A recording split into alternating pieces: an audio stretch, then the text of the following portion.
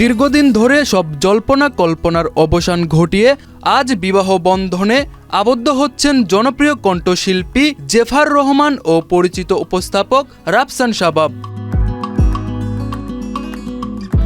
14 জানুয়ারি ঢাকার আমিনবাজারে একটি অভিজাত রিসোর্টে তাদের বিয়ের আনুষ্ঠানিকতা অনুষ্ঠিত হচ্ছে।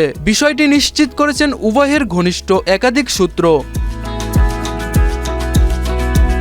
জানা গেছে, বিয়ের আয়োজনে দুই পরিবারের সদস্যদের পাশাপাশি শোবিজ অঙ্গনের বেশ কয়েকজন তারকা, কণ্ঠশিল্পী ও অভিনয় শিল্পীর উপস্থিত থাকার কথা রয়েছে। এরই মধ্যে ঘনিষ্ঠদের কাছে আমন্ত্রণপত্র পৌঁছে দেওয়া হয়েছে। প্রায় 1 বছর ধরে জেফার ও রাফসানের সম্পর্ক নিয়ে গুঞ্জন শোনা যাচ্ছিল। রাফসানের আগের সংসার ভাঙার খবর প্রকাশ্যে আসার পর থেকেই তাদের সম্পর্ক নিয়ে আলোচনা শুরু হয়। এরপর বিভিন্ন সময়ে দেশে ও দেশের বাইরে একসঙ্গে ঘুরতে দেখা যায় এই জুটিকে। তবে তখন জেফার বলেছিলেন, সোশ্যাল মিডিয়ায় মানুষ তো আমার সংসার, বিয়ে, এমনকি বাচ্চাও হয়ে দিচ্ছে।